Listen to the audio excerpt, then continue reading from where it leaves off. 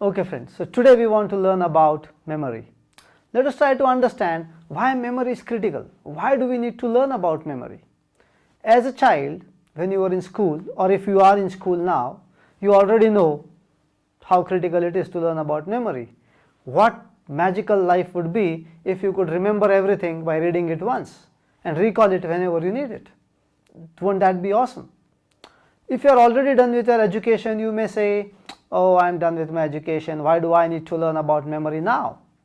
But memory is very critical to whatever you do, whether you are a 3-year-old child or an 80-year-old person or into business or managing a home or doing a job somewhere. Whatever you do, knowledge of memory will be very, very helpful to you. Think about this. If I had some supernatural powers and I could take away all your memory, what remains with you? Absolutely nothing. You are like a vegetable, not able to do anything, right? That's what would happen if memory is taken out, and that's how critical memory is. Memory is the core to our existence. Memory is the core to our creativity. Memory is the core to our learning. Memory is the core to whatever we do. Memory is the core to what we are and what we want to be. Let us try to learn a few aspects about memory and let us understand why it is important to learn about memory. Think about this situation. You meet a new person, you interact with each other, a couple of minutes of introduction, you tell your name, what do you do, the other person tells his or her name, what he or she does, and then you depart. A few days down the line, maybe 4 days or 8 days down the line, somewhere else you cross roads with each other. Now you identify that person, you give a nice smile. That person doesn't know who you are, he's probably forgotten you, and he doesn't give you as good of a smile or shows a question mark on his face and just walks by. Now what would happen to you? What are your thoughts at that time? Do you feel ignored? Do you feel that person has an attitude problem? Do you think, what does he think about himself? Do you think maybe he has a bad memory? All these emotions that you have when somebody ignores you and walks away, simply because that guy just didn't recall you, but you will have all these negative associations, all these negative emotions with it. Let's reverse the situation. Let's say this guy recognizes you, puts a nice smile on his face, but you don't recognize him and you have a question mark on your face. Now what happens? What do you think that guy will think or that girl will think about you? What will that person think about you? Same negative emotions. The person will think you are arrogant, the person may think you have an attitude problem, the person may think you have a bad memory, the person may think you don't care about people or whatever. Now this kind of situations, what kind of impact does it have on your social life? If you are able to know people and call them by their names, you are generally socially welcomed. And if you don't do that, if you don't easily remember people, the society won't like you as much, but at the same time your confidence going out socially is very, very low. This happens simply because you have not studied how to memorize people's names and faces. Let's take another example, and this time what we will see is why you should study about human memory. There are two aspects to human memory. One is you need to have a very good recall, that is given. Whatever memory course or memory workshop you do, you are supposed to get a very good recall after that. But there is a second aspect to it. The second aspect is you have to learn about human memory so that other people that you deal with that may have not seen this training, that may have not gone through a memory presentation, you still have to deal with so many people like that, and you want to make sure that these people remember and recall what you said, what you communicated. Whose responsibility it is that you remember people that you meet?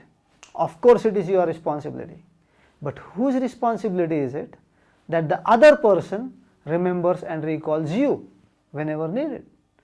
It is again your responsibility. It is not that person's responsibility to remember you, it is your responsibility to ensure that that person remembers you and recalls you whenever needed. Think about this. You all have probably written essays in school. 200 words or 300 words, you have written nice 2-3 pages worth of essays or articles, and you were given marks for that essay. How do you think the teacher gives you marks for that essay? What is the core to that marking system? Is it the language? Is it the creativity? Is it the grammar? Is it the content of the essay? All of this is important, but let's see what is the core. The teacher will read that entire essay. Very few teachers in the world, very few teachers, maybe 1% or less than that teachers, will give you separate marks for each paragraph. Most teachers will read that entire essay and then think of a number based on how much they like. They may just read that entire 2 pages of what you have written and then say maybe 5 out of 10. Oh, this was good one, so 8 out of 10. That's not so good, so maybe 3 out of 10. They'll just think of a number based on what their overall judgment of the essay is. Now, after having read the entire 2 pages, what is the chance that at the time of judging and calculating the marks, the teacher is recalling everything written in those 2 pages? Very less. There is a high chance that most parts of the essay are forgotten by the time the teacher even finished reading the essay. Doesn't this happen to you? When you read 2 pages in a book, by the time you are done with the second page, you may have forgotten or you may not be able to recall everything that you read in those 2 pages. There is a high probability. So your teacher will give you marks only based on what she remembers, what he remembers. The teacher will give you marks based on all the content, all the grammar, all the creativity, but only what he or she remembers out of it, not for the entire essay. Never. That's for your school life. Let's take a business situation. Let's say we are in a sales meeting. Let's say I want to sell you a laptop. Now, when I am trying to sell you this laptop, let's say I give you a 1-hour presentation. I talk about the battery, I talk about the screen, I talk about the processor, the operating system, the RAM, everything about that laptop. I give you 1-hour presentation on all features about that laptop. And now, you have to take a decision at the end of that 1 hour whether or not to buy this laptop. What is your decision based on? Your decision will be based on the features that it provides, the utility of the laptop for you, the price of the laptop, how good is the laptop for your purposes, is that what you are looking to buy? But if you think carefully about all of this, all of these are analysis. All of this is an analysis on whatever you remember from the 1-hour pitch I make. You will see whether the features are enough based on how much you remember from that 1 hour.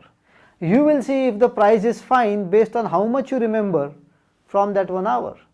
You will see if the laptop has good utility for you based on how much you remember from that 1 hour. And only based on what you remember and recall, you will take a decision.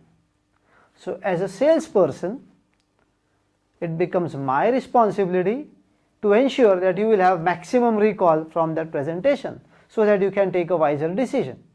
And that exactly is why I say people have to learn about how human memory works, not just for your good recall, but for other people to have a good recall of what you say. Very, very important to learn about memory.